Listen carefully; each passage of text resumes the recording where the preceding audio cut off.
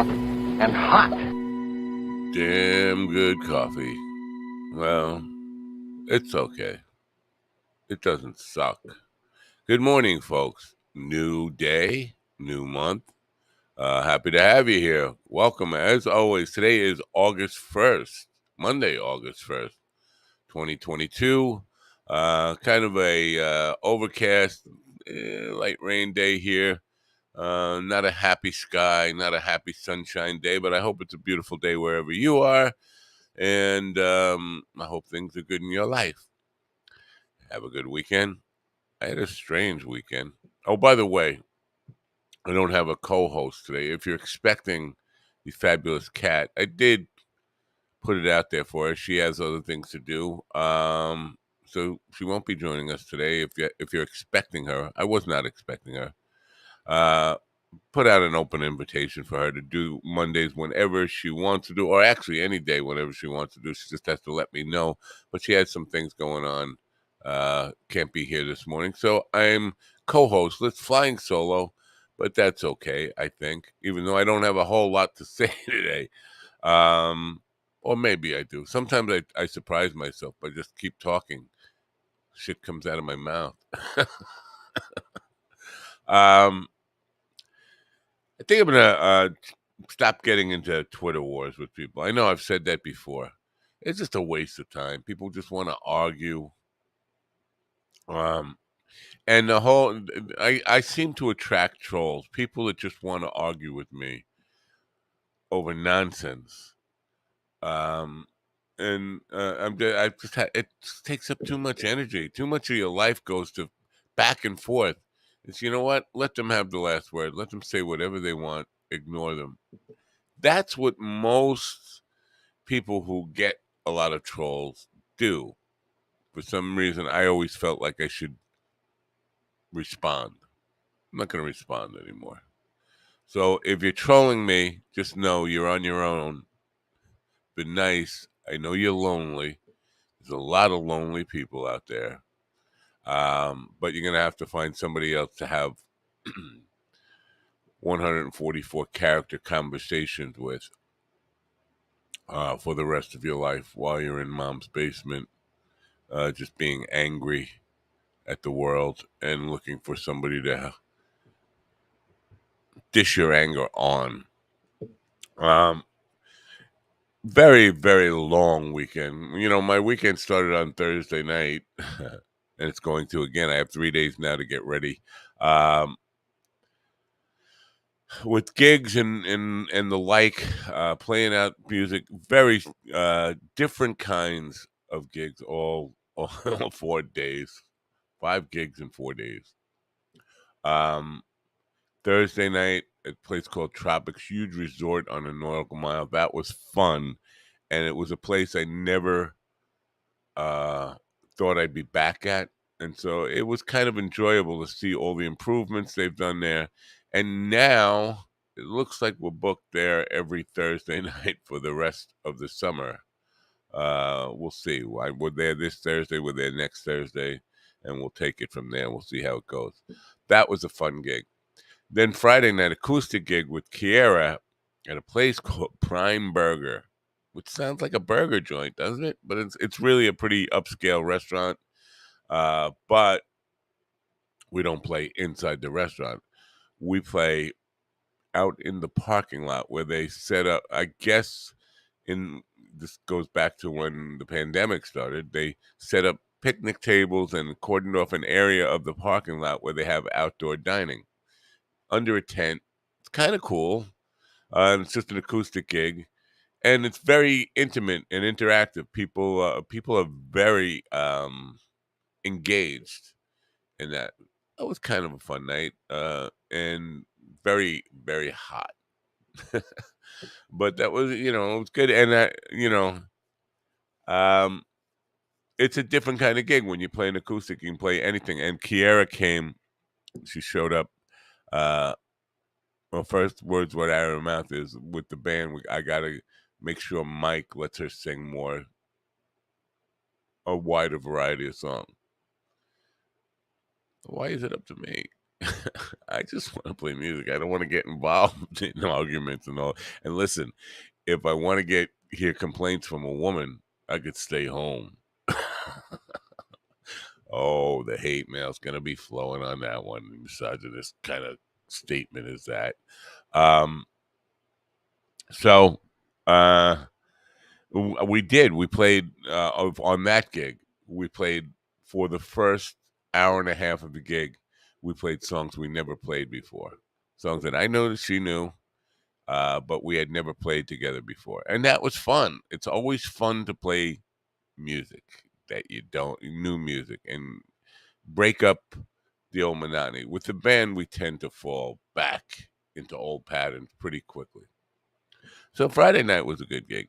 Then Saturday, I find out pretty much on short notice that on extremely short notice, a day that we don't have a drummer for Saturday night, and it's a gig we never played before in an area where we don't really have much of a following, and we need a drummer. And I went through every drummer who has ever played with us or knows the band, even though expressed an interest in playing with us. Everybody was busy, so I ended up putting a thing on our Facebook page, the Rockin' 45's Facebook page, saying, "Need a drummer for tomorrow night.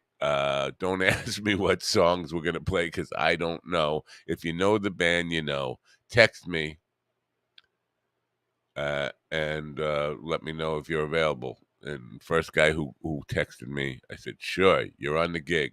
I never met you before. Nobody ever met you before. You know the band? Sure, I know the band. All right, come down and you'll get paid for the night. If you're any good, we'll call you again." I get to the gig. Now this is in an area where we don't have much of a following at all. I don't even know why we took this gig. And I get there first and I ask where we set up, and they direct me to this really, really, really, I'm gonna say really one more time, really small dining room. A room where the band probably shouldn't be able to fit in against the back wall where the TVs are. There's two TVs like next to each other on the wall, but uh, probably 10 feet of space. That's probably an exaggeration. Maybe 8 feet wide area for the band to set up. That means drum kit, guitar, bass, PA system, microphones up front, 10 foot wide. So now, and an 8 foot ceiling, not like a typical high ceiling. It's a very small room. So, and probably maybe 1, 2, 3, 4, 12 tables, 12 tables. Uh, and so it's a small room. So you got a place pretty quiet, but when you're crunched in right next to the drum set, playing pretty quiet can be a challenge. Anyway, I'm thinking if the room gets really crowded, because the bartender said sometimes the room does get crowded. That's the kind of gig I love. It's just everybody crammed in like a sardine can. This is where we started. We started playing little dive bars like that. And I love that because it was a sardine can, everybody sweating, dancing, banging into each other, hitting the microphones into your teeth. I love mayhem, but it was not that. About, I don't know, 20 people in total in the entire place. That includes about 10, 8 or 10 in the dining room where we were, and then another 10 or 12 in the bar that's kind of adjacent to it. They could hear the music, but they're not in the same room with us. Low energy, super low energy gig. And although the drummer claimed to know our material and know what we do,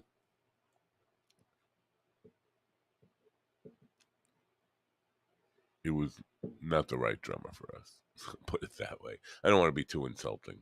Guy helped us out, got us through the night, but it was an awful gig. It was one of those ones for the. I was saying, it felt like I was being handed sleeping pills every song. Mikey kept wanting to do like that, and I get it because the room was so small, but he kept wanting to do the most low energy music that we do, really sleeper tune, ballads and stuff. It was putting me to sleep. So 3.5 hours felt like an eternity. And I was glad to be done with the gig. We packed up, got out of there. I drove home, an hour and 15-minute drive home, about 10 minutes from my house. Realized I have no phone. I'm gonna call my wife to ask if she wants anything on the way home. That should I pick anything up for her, whatever. And my phone's not there. Oh shit! I left my phone back at the club. So I just drove an hour and 5 minutes or so. Had to turn around, drive back to the club. Hope they're still open to get my phone. They were, and then turn around. So it's a lot of driving. That's an hour there, an hour back, and 3 hours in the car.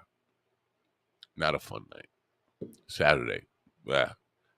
But those gigs happen. When you do it long enough, you get those really, really bummer gigs going on. And that's what that was, a bummer gig. Then Sunday comes the place that I love to play the most, Catch, Venetian Shores. Beautiful beach, thousands of people on the beach, and in the area where the Beach Hut is, the restaurant and bar area. People on all sides, people in the median, thousands of people. It's and a very high energy. Somebody told us it was somebody who's seen us for over 200 times in the last 22 years said it was one of our best shows ever. I don't know about that, but it was fun. It was a nice night out on the water. Lots of people dancing, having fun, singing along, requesting original music, which I love when they request some of our originals, and we always oblige with that. So it's a good night, fun night. Then a long drive home and all that kind of stuff. Now, part of what we do, we open up the stage to lots of people.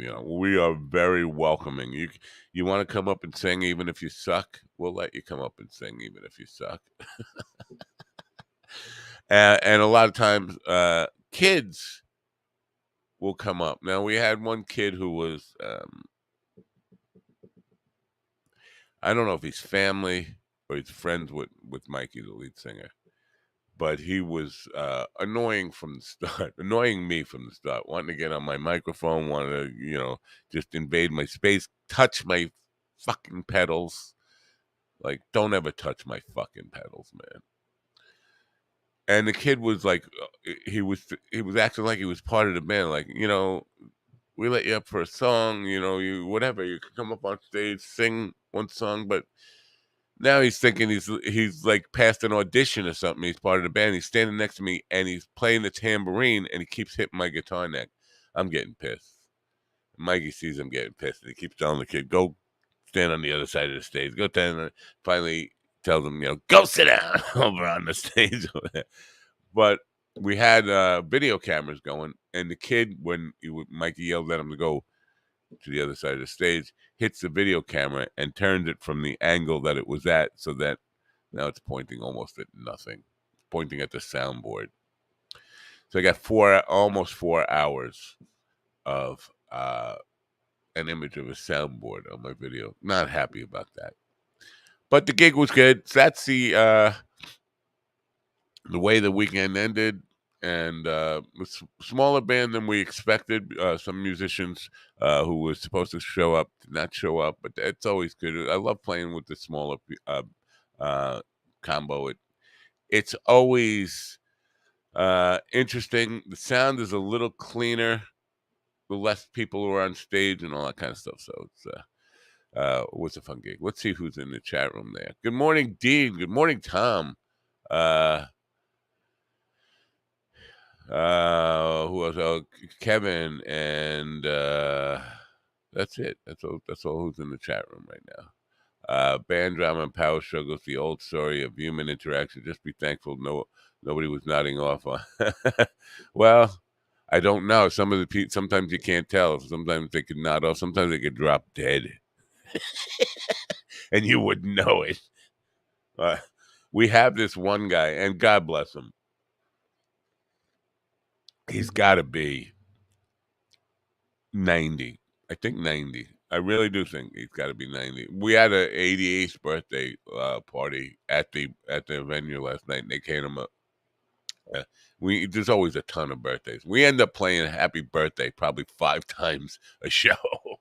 That's how many birthdays in summer. Everybody's coming out for their birthday, whatever. But there's this guy who dances up front. And I'm telling you, he's 90 years old, and his time has broken him so that he's completely hunchback, hunched over. He can't lift his head up, but he can dance, and he dances right in front of the band, and he dances for the first 2.5 hours, pretty much, before he needs to take a break and go sit down. Guy's got, God bless him. His body is broken down, but the music gets him up, dancing, moving, and feeling it, and brings him back to life a little bit. So, yeah. Well, Kevin, that's why if Kevin says even super successful bands break up human interactions. Timothy B. Schmidt who played with Poco and the Eagles and sang on just about everybody's record during the 80s and early 90s. He said, and I agree with this totally, every band is on the verge of breakup at all times. It's always true, breaking up. And so we've been through that. We've been together 22 years now, but we've been on the verge of breakup every single day of that 22 years, and just about every band I've ever played with has. It's just and it's not just a human interaction. It's all expectations, um, what you want to get out of it, frustration with the pay level sometimes. But you're right, even super successful bands, but even super successful bands, people, platinum sellers, pay can be an issue. Who's not getting paid enough? Who's getting paid too much? The band, Bob Dylan and the band, still to this day, even though there's only 2 remaining living members, money is still something they fight over. It's something they've fought over since the 60s, and until one of the next of the 2 guys who remaining dies, it will still be a point of contention. Ego too, probably with bigger bands, not with our bands. I could say we don't really have, nobody's like a real ego problem. We're all, at this stage of the game, after 22 years, and Kiera's only been with the band for 4 years.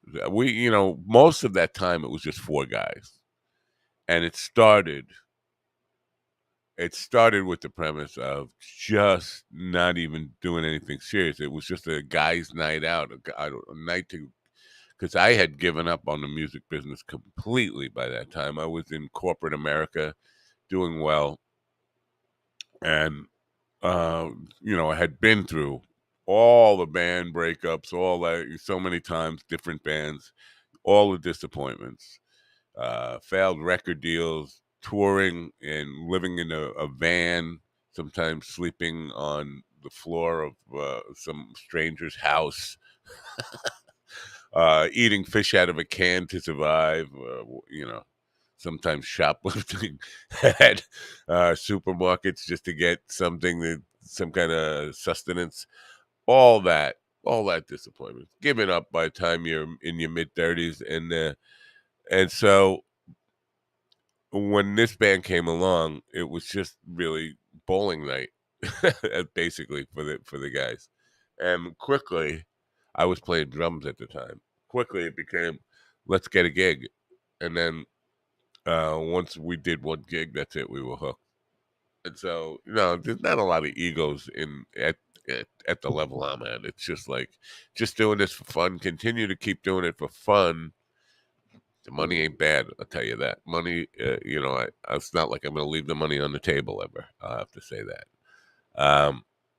We are on the Governor's Comedy Club network, and so It's my duty each Monday morning to bring you what's coming up at Governors. Now, this time of year, as I've mentioned before, comedy clubs, indoor clubs here on Long Island struggle because every night at the place I played last night was Catch on Venetian Shores. Now, that used to be all of a chain of beaches along this very long, beachy island. Had one of those in it, and they were all owned by one guy, and we played them all. Now it's he got in trouble with some business issues and had to give up, and so they got bought out by different corporations who run all of them, except for the one we played at last night. That's a private ownership. He owns two of them. And so we played there a lot. But the point I'm getting at is there are probably 12 of those venues, if I count them, 12 of those on Long Island, outdoor places where thousands of people go every night of the week. It's open 7 nights a week. People are there 7 nights a week, and thousands, literally thousands of people go there. So the indoor clubs hurt. Comedy clubs, music venues, all of them. Indoors this time of year on Long Island suffer. And Govs is definitely indoors. Now, they do have an outdoor patio where they have comedy. I don't know how that does. But this time of year, it's a tough sell. You got to really love a comedian to go to an indoor venue. So let's see what's going on. August 5th, which is Friday, Terry McNeely laughs in the Giggle Room. Oh, look at that. Two-item person at the table.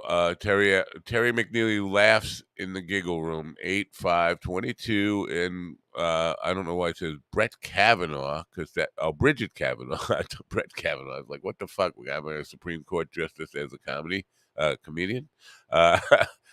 See, this is the problem. More coffee is needed already.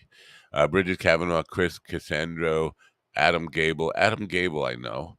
Jeannie Marie, Bonnie Scalisi, Mandy Jones, and Lou Pratt. That's in the Giggle Room.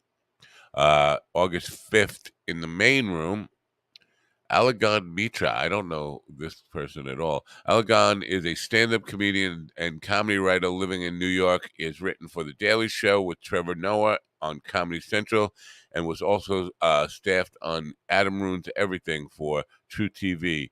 He has done stand-up on The Late Show with Stephen Colbert, Conan Late Night with Craig Ferguson, and Adam's Divine House Party. Wow, that's pretty. I should know this guy then. He's been all over, although I don't watch much TV or ever. But after becoming a semifinalist on The Last Comic Standing, I should definitely know this guy. Arlington won Allingon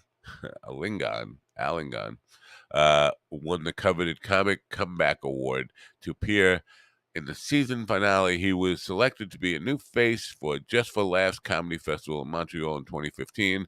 Allingon graduated from Harvard, where he's a writer for the illustrious Harvard Lampoon. Wow, that seems like a show worth going to. He's there Friday and Saturday night in the main room at Govs. And then in the Giggle Room on Saturday 6th, Hilarious Colombian Americans. I don't know what that's about. Hilarious Colombian Americans is exactly what it sounds like. Okay. Thanks for answering my query.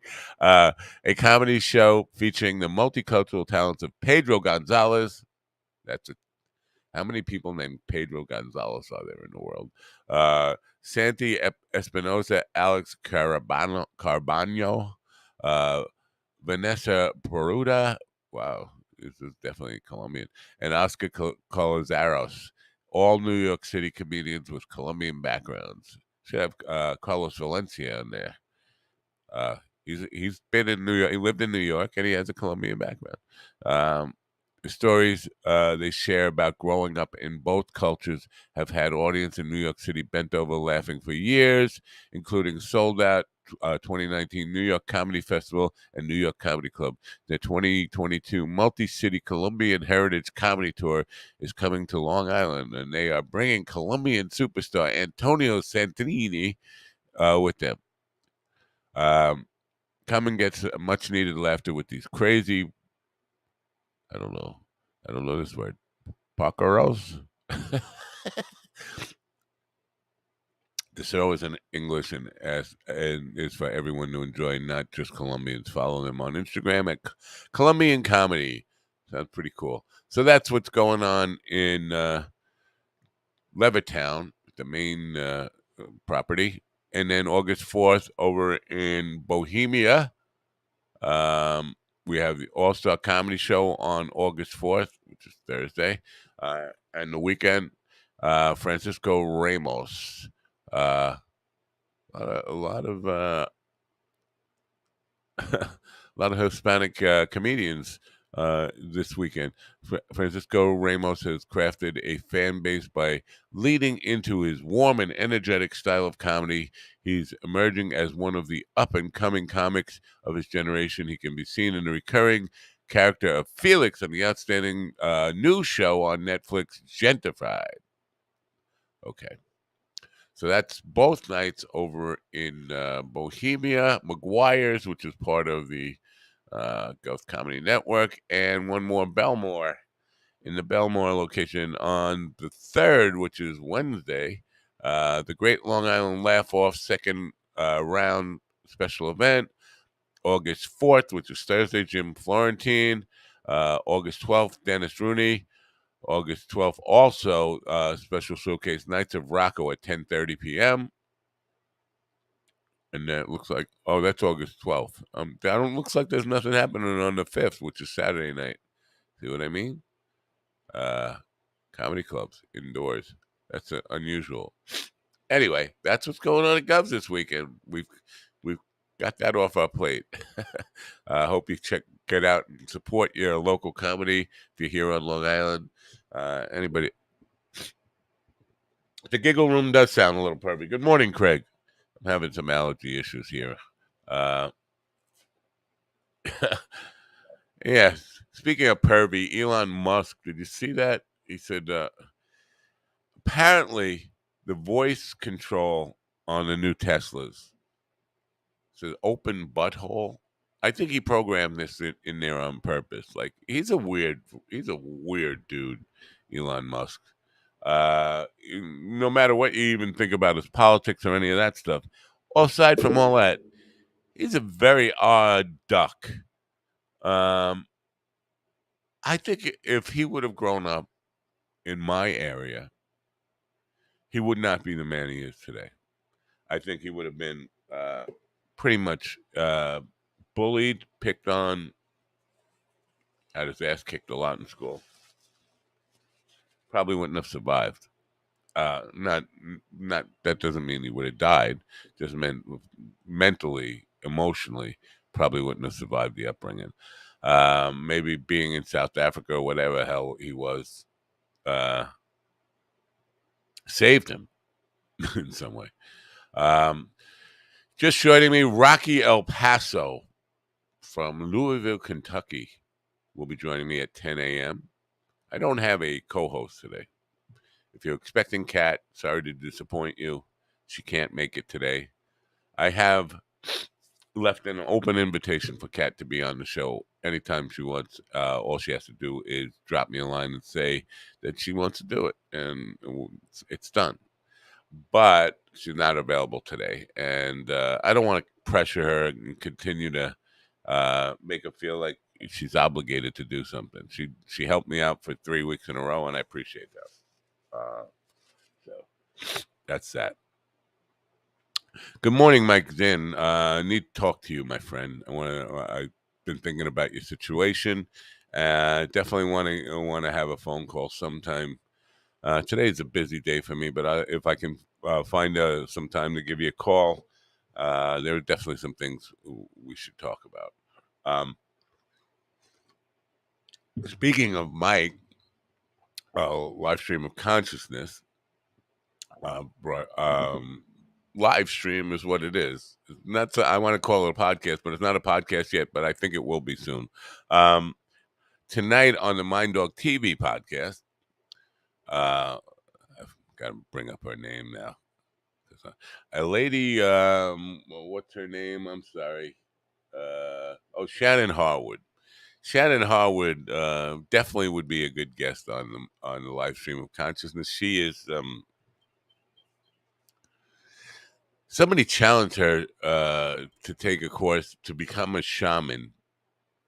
So I think she became a shaman. What does that mean? I don't know. We'll find out. By way of paying off a debt to take a course. That's my understanding. I could have that wrong. I have to do a little more research. It's Monday morning. You know me. My fucking brain's not awake yet. But it seems like an interesting story. Now, what the hell is shamanism?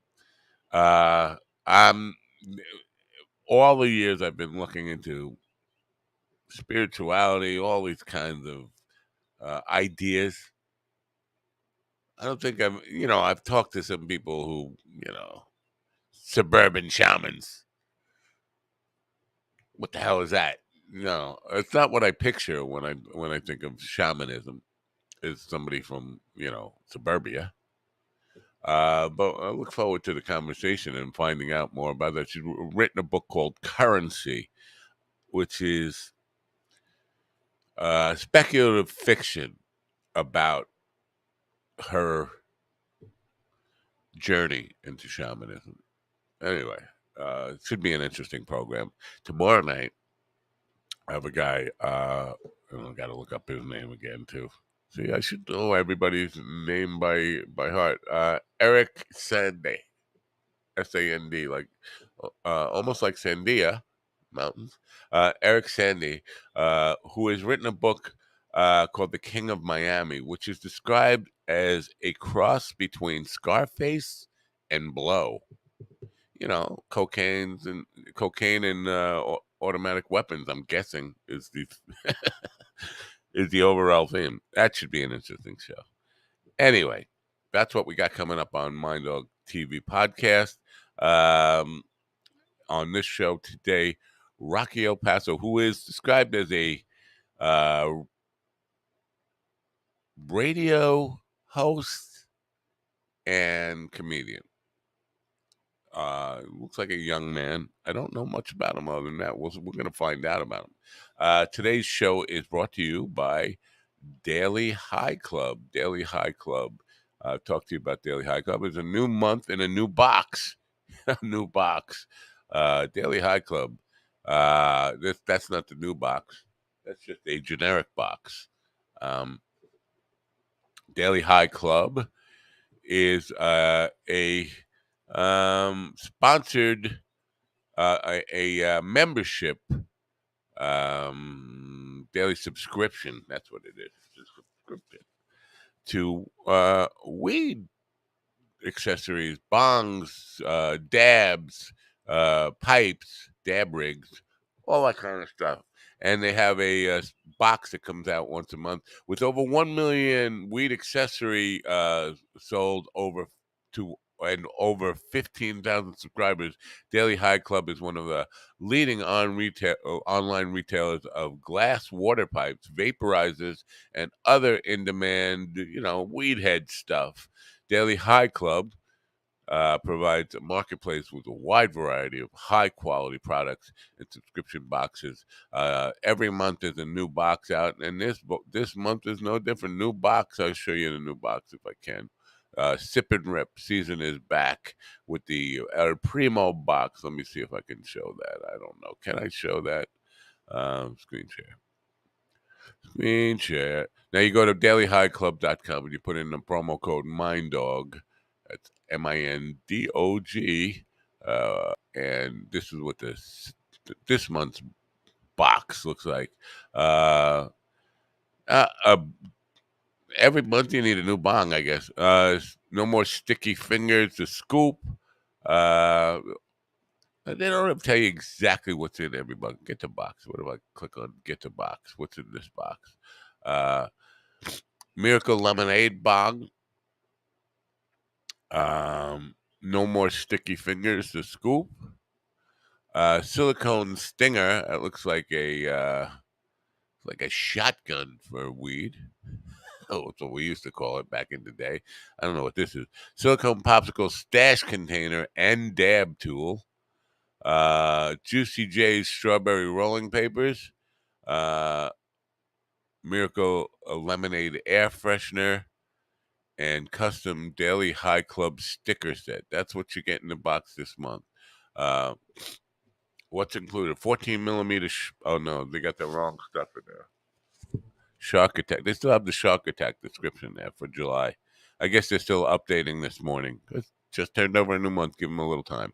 Anyway, dailyhighclub.com. Maybe it's stoned. Dailyhighclub.com. Use the promo code MindDog.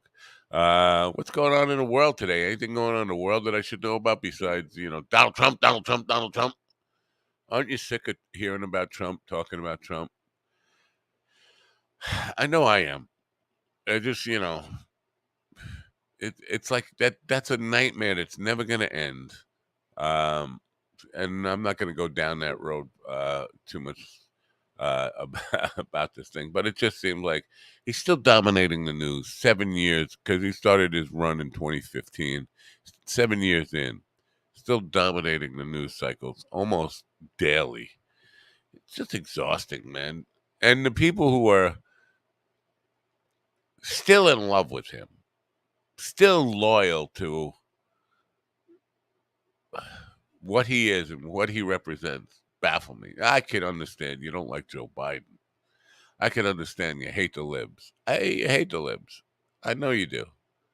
I get it. You hate the libs.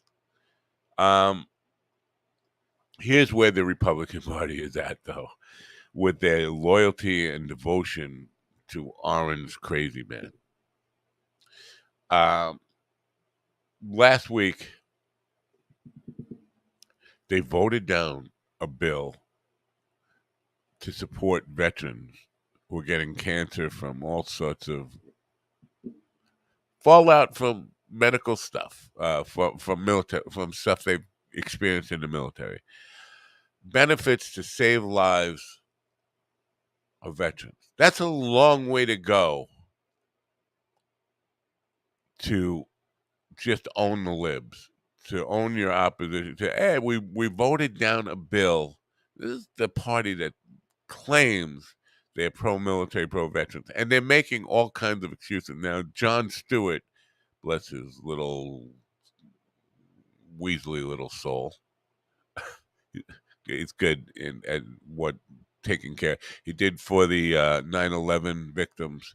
He did great things for them, and now he's definitely on the case with holding some of these Republican senators' feet to the fire. Now they're making up claims of $4 billion worth of pork in the thing, and it's just not in the bill. And Stewart, to his credit, did what so many of us don't ever do, and that's he actually read the full bill and said, show me it. There's no pork in this bill, you lying fuckers. So here you got, and this can't be good for an election cycle, to see Republicans on the floor of the Senate fist bumping each other over shooting down a bill to support veterans. Can't be good with anybody in the country. Now, most people who are on the Trump train will totally ignore it. They won't hear the story. First of all, it won't be broadcast on the networks that they tune into. They won't know anything about it. But it is shameful. It really is shameful. We send people off to fight wars, and we don't take care of them when they come back. I see it every single day. Well, not every single day, but several times a week, as I'm volunteer at the VA. As you know, I will be at the VA later today, and it breaks my heart to see people. Listen, military. It's not like they get rich. They come out of the military. If you put in your 20 years and you get any kind of pension at all, it's not like retiring from Merrill Lynch or any big company or any bank, not retiring from Chase Bank with a big fat pension. And so when health problems, they struggle. These are people who made big sacrifices for maybe some people, like maybe some people go into the military for all the wrong reasons, just because it's peacetime and they think it's a secure job and I'm not going to. But there are lots of people who got into it for the right reasons. And, they made sacrifices for the rest of us. And just to let them you're on your own now. You got shit problems. Sorry, fuck you. Really, really the lowest behavior we can expect. Craig says veterans are valued as long as they don't need anything. I believe this goes back to the Revolutionary War. You know, I've said this so many times. It's like I don't watch a lot of television. I don't because I don't even have regular television. I don't have cable or any of that stuff. But I can watch streaming stuff on computers and stuff. And lately, and I've like The Godfather, I can't resist watching The Godfather. Lately, I've been tuning into revisiting Ken Burns documentaries, Civil War and Vietnam. Now, I've read just about everything you can read on the Vietnam War. I've watched just about every documentary on the Vietnam War. Ken Burns' documentary on it is the gold standard because it asks the questions about what the fuck happened? How did we let that happen? Fear and all, the insanity and we let 58,000 Americans die, and then 150,000 or more come home with debilitating injuries, illnesses, poisons. How did we let that happen? In a time where 20th century, we were thinking of ourselves as so evolved. How do we let an advanced society? How do we let something like that happen? That just reacting to the boogeyman of communism and afraid it's going to spread all the way around the world and eventually it'll get to us. Oh my God, communists, communists, communists, coming right off the Joe McCarthy uh, communism scare. Paranoia. Paranoia is what it was. We're seeing a little bit of it today. People throw the word communist around like it's anytime you add any kind of social benefit to society, progressive benefit to society, people are quick to call it communist. They have no idea what communism is. But so the Vietnam War is my gold standard. The Ken Burns documentary on that, but a Civil War is also a very great um, documentary, a piece of work. I haven't read as much on the Civil War as I have on Vietnam War, but I have read pretty extensively on it and rethinking what it means because a lot of talk about, and I'm sorry to get so serious this morning, Monday morning, but rethinking what Civil War means. That Civil War was clearly divided by states. And I do think it marked the beginning of a different country. It's not the same country that was founded in 1776. In 1865, when the Civil War ended, America was vastly different. Not to say it had cured all the ills of the original uh, country, but it was a very different country. Um, and because I tied the Civil War into the same era of the Hatfields and McCoys. Now, what the fuck you saying? But that was the Hatfields and McCoys were a community based or divided very much by Civil War lines, and the Hatfields and McCoys were very active in the Civil War, but it's just a microcosm of what that did to America. It divided it on a river, basically. Brother killing brother, uh, and your best friends and all that stuff. Now, there's a lot of talk about Civil War again, but it really won't if it does happen.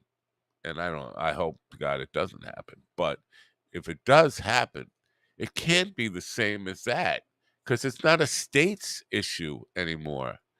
It's a neighbor issue. You got, I'm surrounded by Trump people up here. And I put out on Facebook 2 years ago, I said, how many of you people, my good friends, you love Trump? How many of you are going to be willing to kill me for him?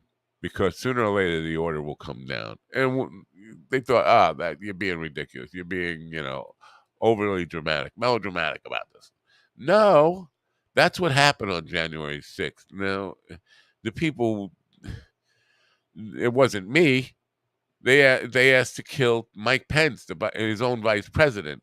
Uh, so if there will come a time if Trump goes to jail, especially, or even if he's indicted, I do expect he will be indicted. I don't expect he will go to jail, but I do expect he will be indicted on either federal charges or Georgia state charges, maybe New York state charges.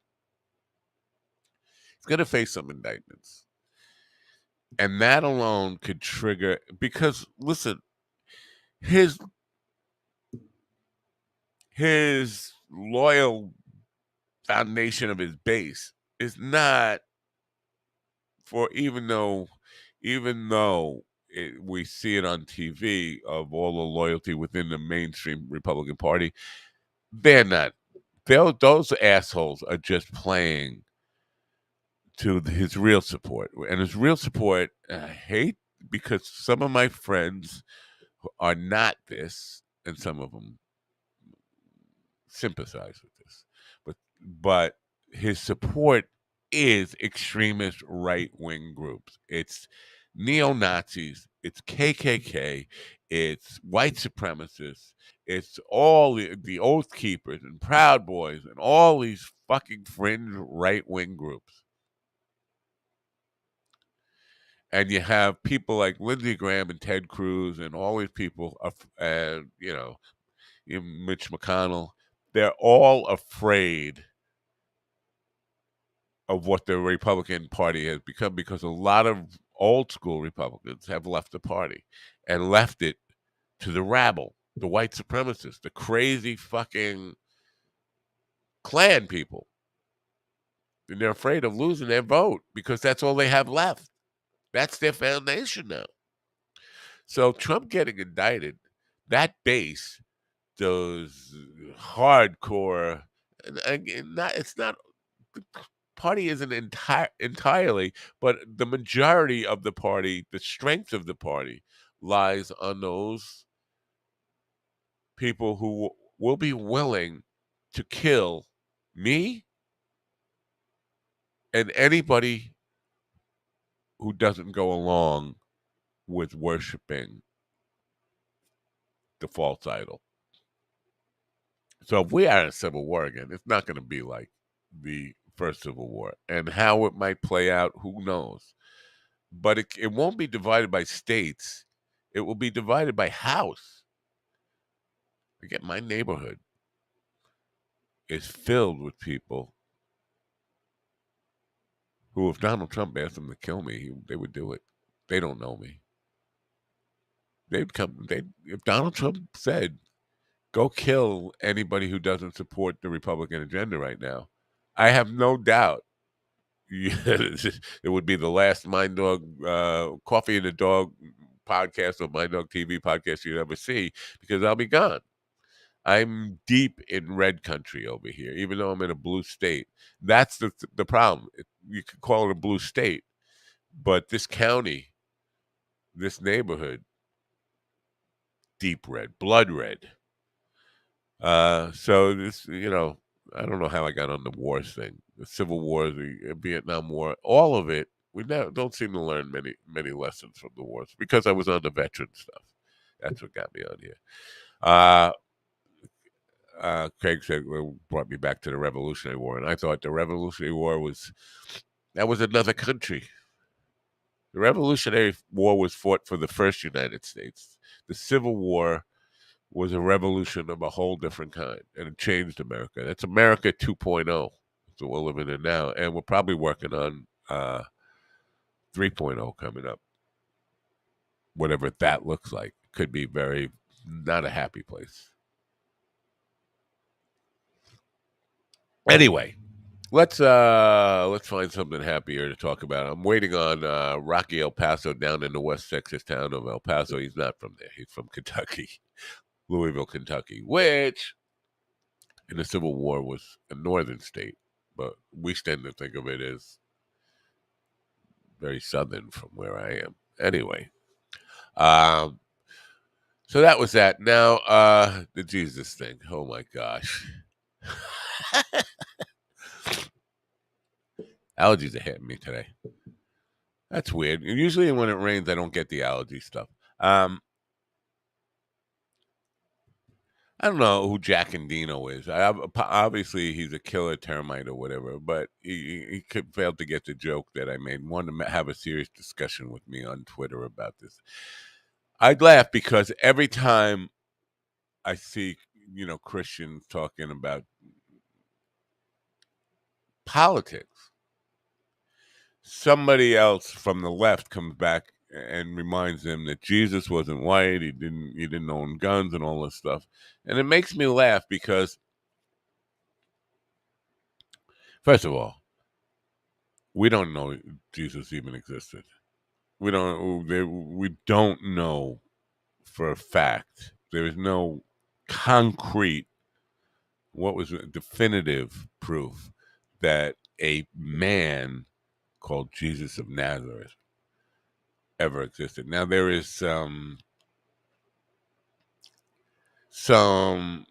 suggestive evidence. There's a grave of somebody, Thomas of brother of Jesus, tomb that seems to indicate that the family was a real thing, but we don't know that. And I'm not even talking about divinity here. I'm just talking about real historical figures. We don't know that person ever existed. So, and in that first century BC, in that area, you had a melting pot of races. So we don't know. And I'm not trying to say Jesus was white, man. I'm not going there. But if he's just a figment of our imagination or somebody's imagination, if the story was just made up, it could be anything you want him to be. A lot of people on the right now think of Jesus as a very white American looking guy, white bread American looking guy with an AK-47 and the whole bit. uh, and for them, that's very real. That's who Jesus is in their twisted little imaginations. You can imagine him to be black. You can imagine him to be Arab, brown, whatever. Could even imagine them to be Asian. You could, because there were Asians in the area in the first century BC.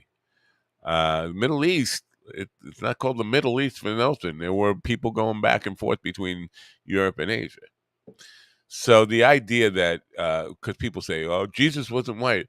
Now, Jack and Nino guy says to me, he wants to get me in a extended conversation, which, dude, I was just making a what I thought was a humorous observation. I don't want to have a long conversation with you. He said, well, if he didn't exist, then he certainly wasn't white. No, that's not uh, the point. The point is the people who are saying he didn't exist are saying that he was something else. They believe he existed. People who are saying he isn't white are saying he was something else. They were saying he was black or Arab. They're not saying he didn't exist. So they believe that Jesus existed, but he was only black, and then they're fine. They can have that. My point is simply that he could be whatever you want him to be if it's just a figment of your imagination. I mean, and he can even be divine if you want to imagine that. Um, who am I to say it's not? He's not. I just I don't understand the obsession with people saying Jesus wasn't white. You don't know what he was. You don't even know he existed. You don't even know that he existed. So it's like Harvey the Rabbit. You could imagine him any way you want him to be. And so this Jack and Dino guy, he just wanted to he obsessed with being right. Finally, I decided let him be right. Shut up. Don't even talk to him anymore. Just let him be right. Let him have that. Uh Anyway, good morning, Jess. Hope you had a great weekend. Good to see you here. I'm waiting on Rocky El Paso. I like that name.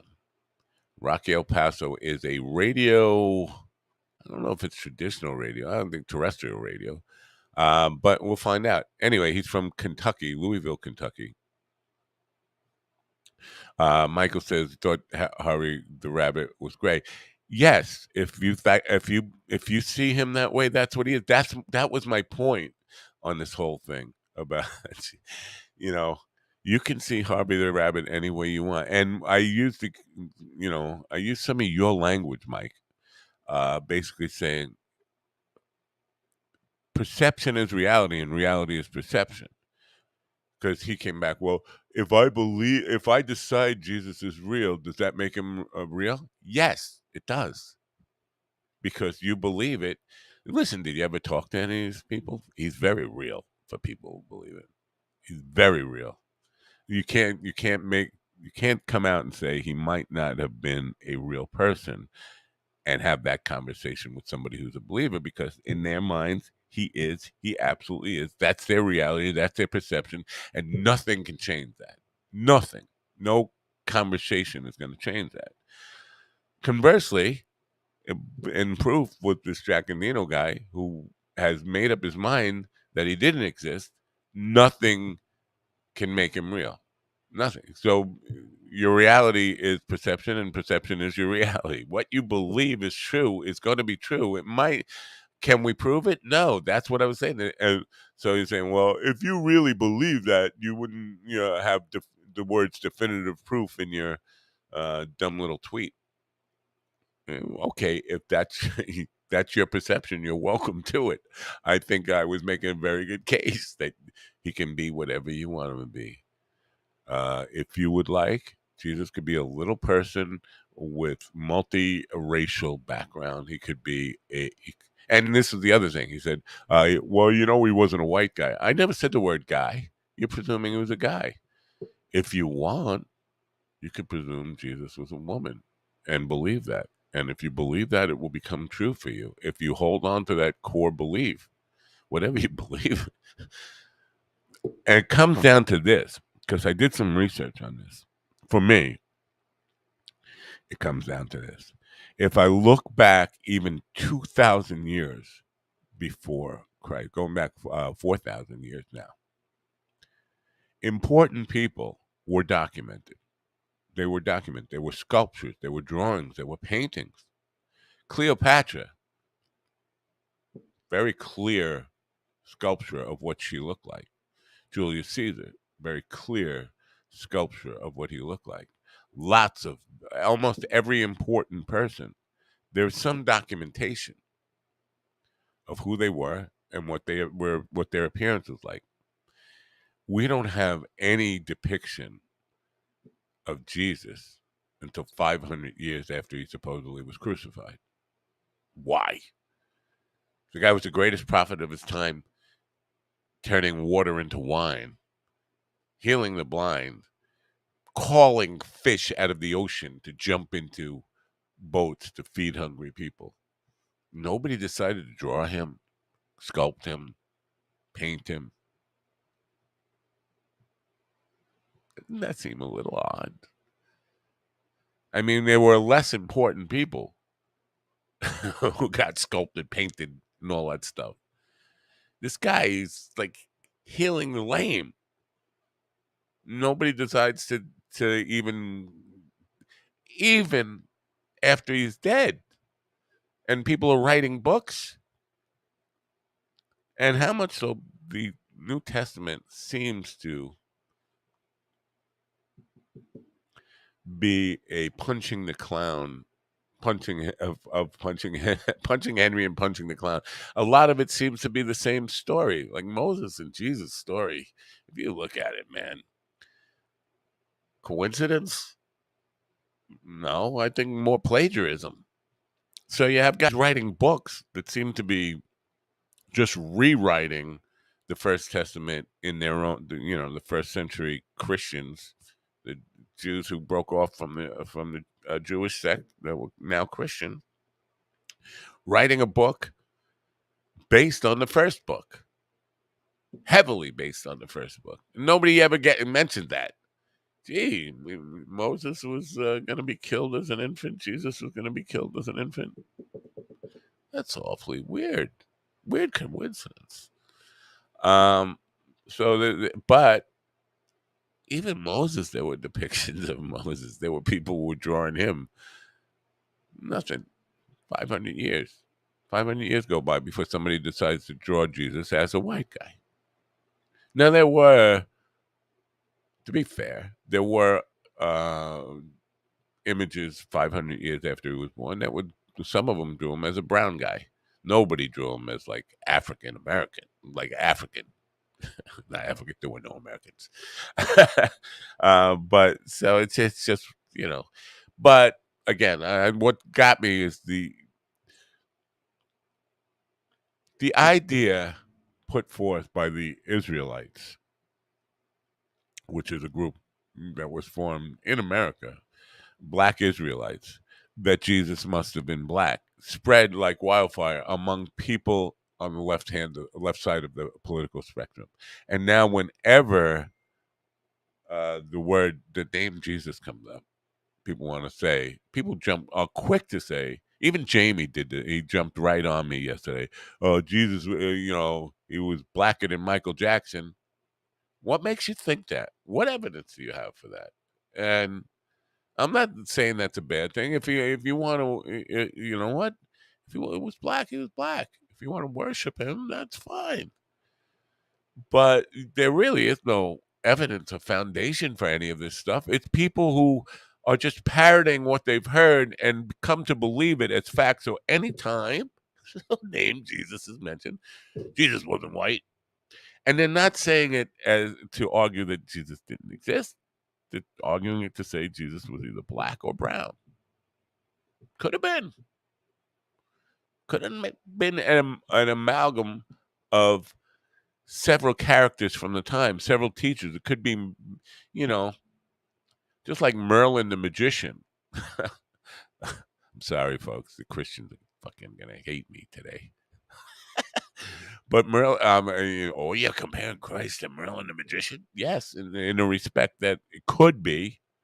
Merlin the magician was based on probably about at least 12 people or more, 12 or 15 different magicians or court jesters and teachers of the period of which he is said to live in. It's a legend that is an amalgam of some real people, not really based on the stories of that one guy. And there's a very good chance that Jesus, the Jesus from the Bible, is that. Somebody's calling. No, I'm getting. Oh, my highwayman. I got a new prescription for a highwayman coming up. Oh, what is Kevin saying about Ben Carson? Ben Carson, I used to think Ben Carson was a smart guy. I don't know how I came to that conclusion, but because anybody who does surgery, split brain surgery, and standing on their feet for 24 hours deserves some respect, I thought. But then maybe just age got to him. Maybe he's just insane. Maybe it's just, I think he's a compulsive liar. But Ben Carson had him painted. Don't remember if he was white or not, but he was hanging with Jesus in the bathrobe in the painting. That's funny. Yes, that's not insane. Wrong. That is insane. Now Ben is a strange cat, as I say. You know, I had a lot of respect for him when he wrote the book, what a Healing Hands or whatever it was, his book that came out in the '80s, and I read it. But then I realized after seeing his compulsive lies throughout his campaign and some of the ridiculous that, like he just completely he's like Biden in a lot of ways. Completely, stupid sometimes. That you're like, could this guy really have gotten to medical school and be the first to do a split brain operation? Oh, really? This guy? He doesn't seem like he can graduate high school. Good morning, Colonel Mike. I'm glad you enjoyed the show last night. You know, somebody who has seen us at least 200 times going back to the nautical mile days said to me as I was leaving last night, he said, well, probably one of the best shows ever. It didn't feel like that, but it definitely felt fun. It was enjoyable. Lightening it up here. Now, look, it's like Rocky El Paso's another guy who's either sleeping late, has time zone issues. Let me just see if he's trying to contact me on Facebook. No, he's not. So he's late, but whatever. You know, it would be the first time I did a show with no guest, no co-host. It happens a lot. Just me talking for 2 hours, and people actually fucking listening to me. I, I'm grateful for that. I am grateful for that. Don't get me wrong. What is Tom saying before I go on with my story about last night? Paging Joseph Campbell. All of those topics are cosmology and mythology 101. Research the work of scholars discussing Jesus on Twitter. I get it. Yeah, no, I'm a big fan of Joseph Campbell too. Yeah. Oh, looks like I am getting. Oh, nope, nope, nope, nope. Oh, Kevin showed me. Oh yeah, the Ben card. Well, that doesn't. Let me show this if I can share this. Oh, am I? I don't. I hope I'm not giving away any Kevin's. But no, I'm not. Uh, So let me see. This is funny. Facebook. Where are you? Facebook. There he is. This is the painting he was talking about. Now, I don't know. Does Jesus look a little like Tommy Chung? Who does he look like in the eye? I mean, what would indicate this is Jesus other than the robe, long hair, and beard? Oh, because he's got what is that? West Point scholarship. What the fuck? And I don't even look like Ben. I mean, maybe when he was younger. I'm trying to think of who this guy looks like though. But yeah, he's not white. He's not black. He's like somewhere. He's white with dirt on his face, I guess. It's a terrible painting. Jensen Karp is the. I'm sorry, Jensen, but your work sucks. Anyway, yeah, let's stop sharing that. Thank you for sharing that, Kevin. Um, no, you're right. That's fucking insane. Um, Nick Ashford and Simpson. You got it, Tom. Tom nailed it. Tom wins the trip to Bisbee. Tom, we're sending you free airplane tickets to Tucson from where you are. From Tucson, you can get a bus to Bisbee. Congratulations to Tom. He's our winner this morning. Last night, while we were playing, middle of the set, or probably 2 hours in of a 3.5 hour set, I look out on the dance floor and there's this guy dancing with who I presume to be his wife, girlfriend, whatever. And he's got really white hair and a goatee. And I was like, damn, that looks like Joe Villani. Joe Villani is the guy I played with in a band, no kidding, 40 years ago. I really haven't seen him 38 years. I mean, 37 years tops. Haven't seen him in all that time. I was like, damn, that looks like Joe Villani as an old man. He's like 5 years older than me. So that would have him like 68 years old. And I was like, damn, that looks like Joe Villani as an old man. So we're playing, and we get to an end of the song, and I just put his name out there on the PA. Just Joe Villani. And I was just seeing it to see if anybody responded to that. That's him. Didn't look like he responded at all. And like a minute goes by, and I see him say to his wife, I could read his lips from where he was. He said, somebody said my name. Like it took a minute for it to register with him. Somebody said my name. He's looking around. He sees me on stage, and I'm looking at him. He goes, he's just pointing at me. He's like, he can't. He's looking at me. He goes, damn, who is that guy? He knows me. Who is he? And we continued playing, and the whole time he's looking at me. And I can see him sizing me up like, damn, who the fuck is this guy? He knows my name, said my name, and he's looking at me, and I'm looking back at him like, yeah, I got you, man. I figured out who you are. And so it was fun. It was a fun little thing for me. At the end of the set, he comes up, he goes, what? I said, Matt Napoli. Matt! Oh my God, what happened to your hair? He hadn't seen me since I was 20 some odd year, 22 years old. And I said, you know what? I didn't really recognize you at first. I was just saying your name to see if you'd react to it, to see if it was really you. And so we had a moment of, long time getting reacquainted there. Long time in between. That was a super, super incredible talent. Now, I'm surprised Mikey, my lead singer, didn't know him because Mikey's brother, Joey, his older brother, Joey, was the same age as Joe Villani and taught Taekwondo to everybody in our town. And Joe Villani was one town over and taught Taekwondo to everybody in that town. He and Mikey's brother were like mirror images of each other with the sensei thing going on. So I'm sure they knew each other. Mikey apparently didn't know. Mikey's much younger, 7 years younger than them, or 8 years younger, whatever.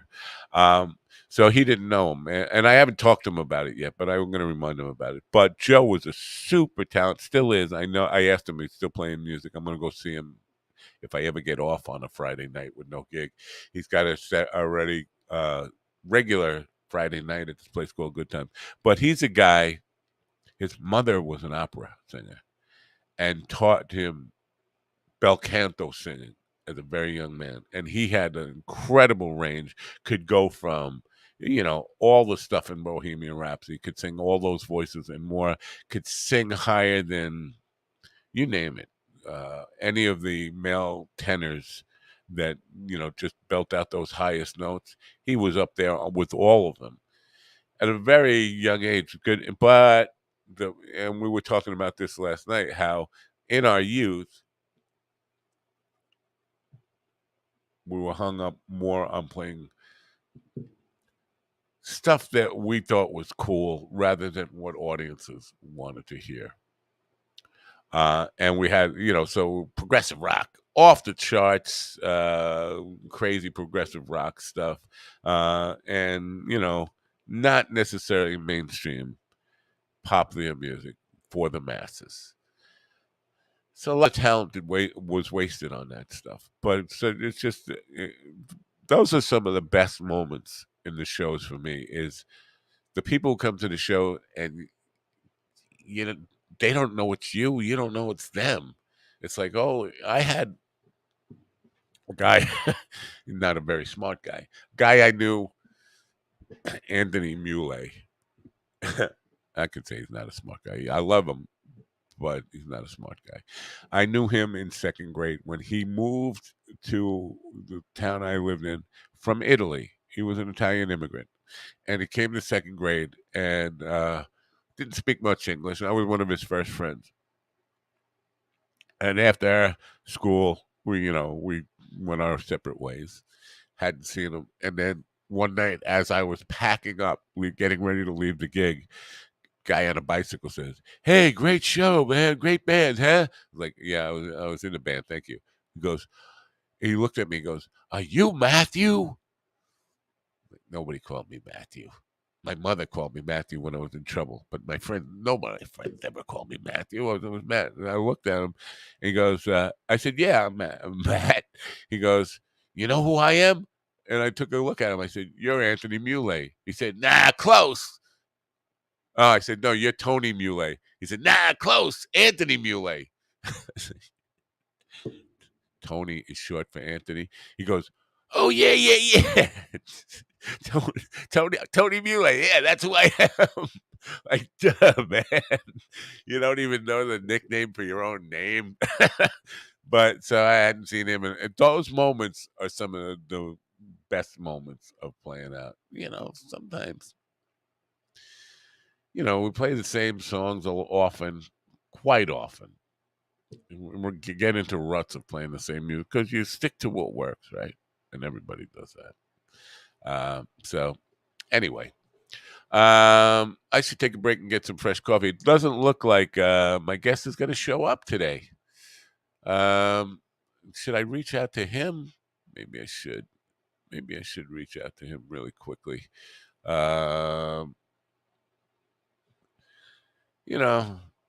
He gave it a thumbs up, and he's been liking everything I posted.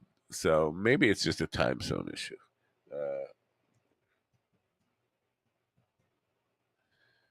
We'll see. We'll see if he joins in. If not, I'll probably end up ending at 10:45 today, and not going much past that for.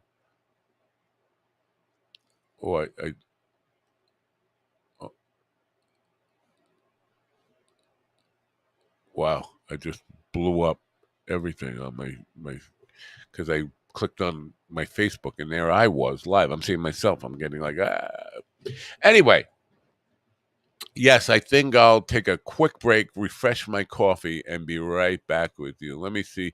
I'm going to play, I don't even feel like playing a sponsor piece. I'll play a little piece of music, I guess. Yeah, this is a good one to play. I'll be right back.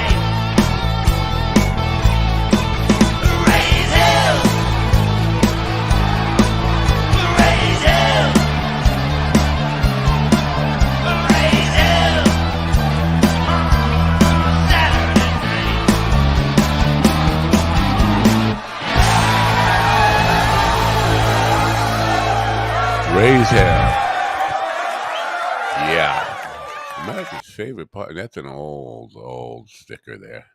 Anyway, just got in touch with Rocky El Paso. I don't know if he made a mistake or I made a mistake. I'm going to assume that I made a mistake. And he thought he was going to be on Thursday. So I just moved him to Thursday because there was room. Let's put it that way. So he'll be on with us Thursday now. Just reschedule him. So I don't have anybody for this show. It's just me and you, folks. And I appreciate you staying here and being part of this. That was called Church on Sunday, by the way. Original song from the Rockin' 45s, written by yours truly. Always a fun song to play. I love getting people yelling "Raise Hell." Now, that is something from my college days. A guy named Lou Bogle. Lou is out in New Mexico still, in Estancia, New Mexico. Estancia. Um, Lou was a guy from New Jersey who made it out to New Mexico. I was in my sophomore year. He was in his freshman year, and I was a resident assistant in the dorm, co-ed dorm, when he came down there. And he quickly got thrown out and had no, for bad behavior, and had no place to stay. But the guy living in the room next to me was his childhood friend, this guy Brian Rafer, who's no longer with us. And Lou was staying with him kind of on the sly because he had no place to go. So he was kind of sleeping on the floor in Brian's dorm room. And he would come to me quite often, asking for my resident assistant master key so he could get in there. If Brian wasn't around, he'd get in the room and he'd have me open the door for him. So Thanksgiving break comes and I go up to Buffalo, New York, Brockport, New York, actually, to see a girlfriend. And I left my key. I made the mistake of trusting Lou with my key so he could come and go as he pleased, because he would have no way to get in the room if Brian wasn't around. I went to Buffalo, Brockport, and I think after Thanksgiving dinner or something, I decided to give Brian a call. And I said, "Hey, Brian, it's Matt. How's things going back there?" He goes, "Hey, Matt, where you living?" What do you mean, where am I living? I haven't moved out of the dome. He goes, "Oh yeah, I got to tell you, Lou got us all kicked out, out of the dorm." Like, wait, Lou did what? Apparently had a party in my room and decided to form a makeshift fraternity. He called the Brotherhood because on campus at the time, uh, fraternities were the big thing, and we weren't part of that. We were the outcasts. We were the Animal House. We were not welcome at any of the fraternity stuff. So Lou decided he was going to start this fraternity, the Brotherhood, in my dorm room. And they punched a cross out in the ceiling, the Brotherhood cross, and they started this chant of "Raise Hell." And the entire dorm was screaming "Raise Hell" to the point where the campus police had to come. And then they realized that, the whole place had gone to hell. I mean, they had robbed vending machines. They had, the whole place. It looked like Sturgis after the bikers all leave and it's time to clean up. That's what it looked like. So, the "Raise Hell" came from that part of the song. But ever since then, I just love the idea of people just screaming "Raise Hell" at the top of their lungs. I said, well, I got to find a way to put that in a song. Anyway, so I hope you enjoyed that. It's available on my YouTube channel if you want to check it out. I appreciate any comments, as long as they don't like "you suck, don't ever do that again." Um, And so, yeah, that's that. Let's see what else is going on in the world today that I could talk. You know what? I think I mentioned I was getting text from my dispensary that my prescription is ready. Now, I have to say this because, and this is not, they're not a sponsor. This is an endorsement of some kind, I guess, though, because last week, and I was complaining last week, if you hear me, and it's hard to keep track of my complaints, I know. Um, I was complaining last week about since what I expected when they legalized marijuana was brand consistency. Like anything that you're a fan of that you buy, whether it's favorite alcohol, beer, alcohol, cigarettes, food, brand consistency. You always know what you're going to get. A McDonald's hamburger is always a McDonald's hamburger. Whatever, convenience foods, all that kind of stuff. You know what you to expect when you buy that brand, but not so. Not this is what I'm finding out. Not so with the medical or even recreational marijuana yet. We don't have recreational for sale yet here. We have it legalized, but there's no place you can buy recreational marijuana. You still have to have a medical card and go to a medical dispensary to get it. So there's no brand consistency. Like a couple of weeks ago, I found something called I think it was White Widow, a sativa, and I was like, well, I like this stuff. And then I went back to reorder it. And they didn't have it anymore. And then I went when they finally got it back. I ordered it. And I was like, this isn't the same stuff. No brand consistency. So last week they had a new product line called from the Botanist, and the new product was the Highwaymen. Inspired by Willie Nelson and Chris Christopherson, Johnny Cash, and Waylon Jennings, the Highwayman, 26% THC. I got to give that a try. It's a hybrid, mostly sativa, a little bit of indica. I'm going to try that. And I smoked that. I was like, this is the best shit I've ever smoked in my life. And so I know it's not long lived though, because if I go back to the dispensary next week or even later this week, it might be gone. And if they ever get it back again, will the brand consistency be there? So I ordered up a shitload of it to go pick up today, just because. Again, it's the best shit I've ever smoked in my life. I want to make sure I have some for a while. I hope it lasts for a while. So I bought out. Basically everything they have left on that. Now they're gonna have to reorder it. Well, I know I overdo it, but it's just like it comes vacuum sealed, so it'll remain fresh as in little jars like this that are vacuum sealed, and so I'll have several of these lined up for the near future. But again, incredible stuff. The Botanist, Highwayman. If you're a cannabis smoker and you're prefers the sativa stuff, that's the one to go with. What's Kevin saying? Wife's latest harvest about ready to be jarred up. Last day or two hanging in the tent. Want to come by for a trim party? Yes, I do. But here's the thing: I will be poisoned. You don't ever want me around your plants. They will die knowing even if they get an idea that I was on my way to Oklahoma, the plants would shrivel up, die, lose their potency, blow away. Brown thumb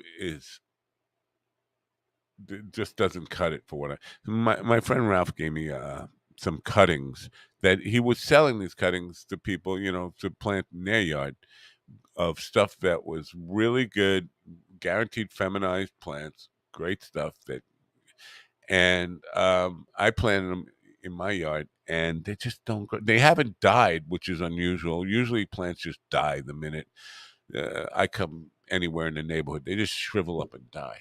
Uh, they take one look at me and say, die, just die, commit suicide. But these plants have not died, but they're not growing. They've been on my yard now for a month, and I go out there and I look at them, and it's just like, are you guys going to do anything? You still got your two leaves on them that I want to put you in there. They're not dead, but they're not thriving. They're not living. Get busy living or get busy dying, they say. Tomorrow, day 14, drying usually.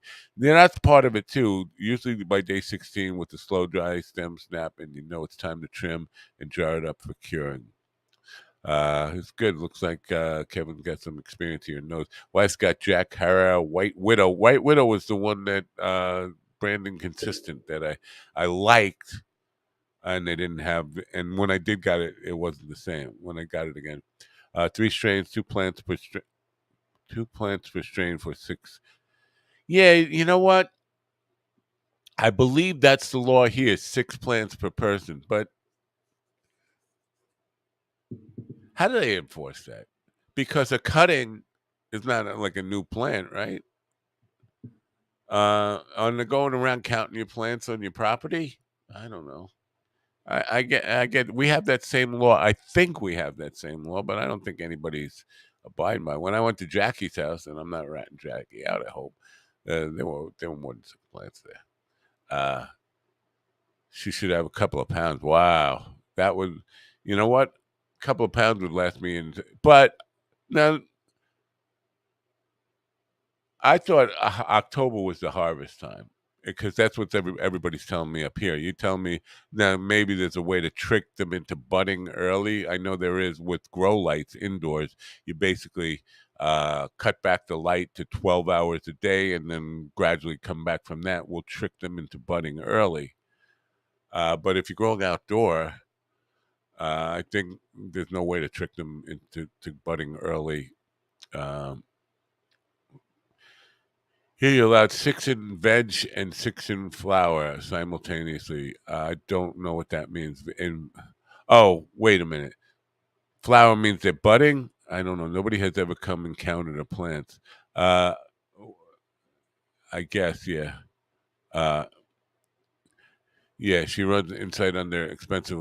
Yeah, 3 runs a year of photos. Because a couple of pounds would last me not just to this October, but to the October next to it. I mean, if I think about it, I can't smoke an ounce a month. An ounce a month would be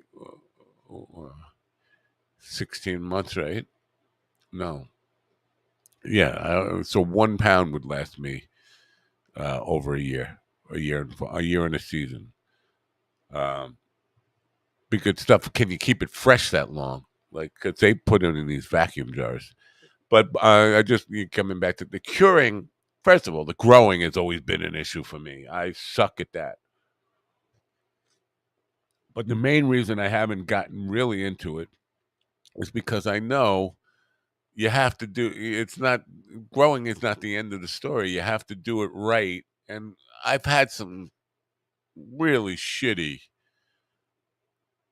homegrown from people who didn't do it right after they grew it. They got it to bud, but then the whatever you have to do, hanging it upside down and dry. I think they say control the humidity and all that stuff. People don't do it right, and I know I wouldn't do it right. I'd fuck it up. I don't have a lot of confidence in myself when it comes to any of this stuff. What is Kevin saying? If you bought autoflower seeds, they'll start budding after 30 or 40 days. I didn't buy the seeds, so these are cuttings from stuff that he bought. So I don't know. Light schedule doesn't affect autoflowers. Strains came from places where there's 24 hours a day of sunlight in summer. So what is that? North Pole? I mean, really, it's got to be Alaskan, right? I mean, who gets 24 hours of sunlight in summer? Just the northern part of Alaska. Am I wrong? And not that it's wow. Um, I I've heard Alaska had some good weed. Anyway, I think enough of it. Drying and curing is uh, half science and half art. We do 55. I didn't know. I never knew you had all this information, Kevin. Uh, I would have been, picking your brain about this stuff much earlier on. And half science, we do 55% RH for RH for first week, then drop 5% every several days. What does RH stand for? I'm sorry.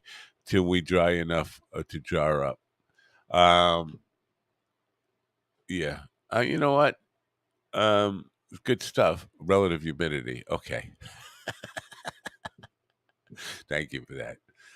Good stuff to know. But again, knowing it and doing it are two separate things. Like Kevin seems to be a wealth of knowledge here, but just because I can read what he says doesn't mean I can produce the results. For some reason, and I know I'm being really self-defeatist about this, but I suck at anything to do with growing, even not real weed related. Well, growing strawberries, growing tomatoes.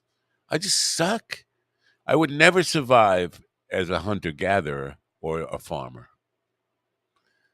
I rely on society providing me with sustenance. I would be one of these guys. If it came down to survivalists, I'd be dead in a week. It's just I'd probably eat like toadstool mushrooms or something. Usually 30 days in jars, bumping the jars, burping the jars twice a day. Then it's ready to light on fire. Now that's interesting because when I went to Jackie's and he gave me the stuff, what because he couldn't get up the stairs because his leg he just had a new knee put in, put on. His friend brought me up to the attic and gave me a bag full of weed. Now he didn't trim the buds. He basically just ripping off pieces of plant, throwing it in this big grocery bag. And I got it home and I had to do the pruning myself. Now there's a lot of, just taking the buds off and dust falling all over the place. Stunk. My hands got all sticky with that stuff.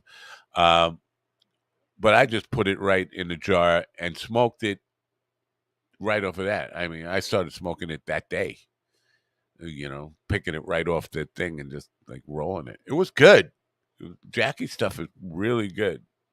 Like commercial marijuana, but I didn't wait. I did put it in.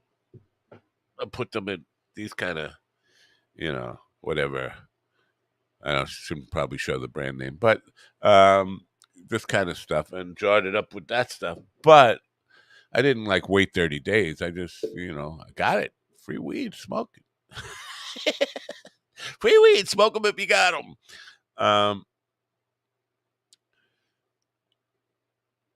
Kevin says, the longer you cure dry, the better flavors, etc. But it's smokable after 30 days ish, 30-ish days, not days ish, 30-ish days. Keep temps under. Yeah, well, I don't know how long Jackie kept it drying in his attic upside down before it was put in my bag. It might have been there 30 days or whatever, but it was smokable the minute I pulled the buds off. There was an awful lot of shake, though. I mean, shake per maybe an ounce in a typical brown grocery bag full of plants. Maybe an ounce of buds came off of that, and probably about 2 ounces or closer to 3 ounces of just shake that I just had to throw out. Basically, I mean, I'm not gonna smoke leaves if that shit will fucking. I got a bad enough cough as it is. Anyway, this has been a weird show. A weird show with me just talking for 2 hours. Who would have thought? Anyway, it was good to see the people out last night. And there was a lot of weed smoking. And I have to admit, I actually smoked a joint on stage at the end of the night. That's I've never actually done. I vaped on stage once before. When I first realized, because I had never vaped, and I first got a vape pipe, and I decided to try it on stage. Like, hey, I could smoke. Right? And before we went on, and I smoked up, vaped up, whatever you call it, and got stoned out of my mind. And then we started to play, and I couldn't play for shit. I was so fucking stoned. I was fucking up, making all kinds of mistakes. It took like probably 5 or 6 songs for me to be able to get back in shape where I could actually make music. It was a disaster. I never did that. So I waited till the last song last night. I lit up on stage. Nobody knew, but there was so many people in the audience smoking. You wouldn't know anyway. I mean, the place smelled like high quality weed, and it always does up by the stage because there are people all behind the stage on the beach area that you don't see in any of those pictures I post, like hundreds and hundreds of people, and they're all like senior citizen teenagers having a beach party. Because the reason they don't come in the regular area and they sit behind the stage is because they can bring coolers and don't have to go to the bar to buy expensive drinks. They can bring a cooler full of their own stuff and drink and have their beach chairs and sit and enjoy the music. They can't really see the band very clearly unless they come around to the side, which some people do. But most of the time, they're just sitting in lawn chairs and smoking lots of weed and drinking and all that kind of stuff. And we get wafting over like, it's a senior citizen teenage party is what it is. Anyway, uh, Cannabis Cup Winners. That's funny. Where do they have this contest? I want to find out. Cannabis Cup Winners average 4 to 8 months on curing normally. Cup Winners. It's like the America's Cup trophy, like the Cannabis Cup trophy. That's pretty cool. I got to find out more about this stuff. No, Kevin had all this information on this stuff. Right now, is it time to say? Yeah, I'm going to say goodbye to Govs right now because it will be a conflict of interest to keep him on much longer, and because I'm going to wait a little longer, but it's a good time to say bye to Gov now. Governors, I'll catch you tomorrow. Sorry for this show. I do have a guest lined up for tomorrow and every other day of this week. Guest co-host only on Wednesday. Dean O'Hara will be with me, and possibly and probably on Friday, Jess will be back with me on Friday. Now, the other days are wide open still. I haven't even asked anybody to be a guest co-host those other days, but there are guests lined up tomorrow. Jason Cruz, Corbin Ledbetter, Lemaster. I'm sorry, Ledbetter. Corbin Lemaster on Wednesday. Rocky El Paso, who's supposed to be with us today, will be with us on Thursday, and Erica Switzer from Chicago will be with us on Friday. So that's it. Goodbye for now, Govs. Have a great day. And as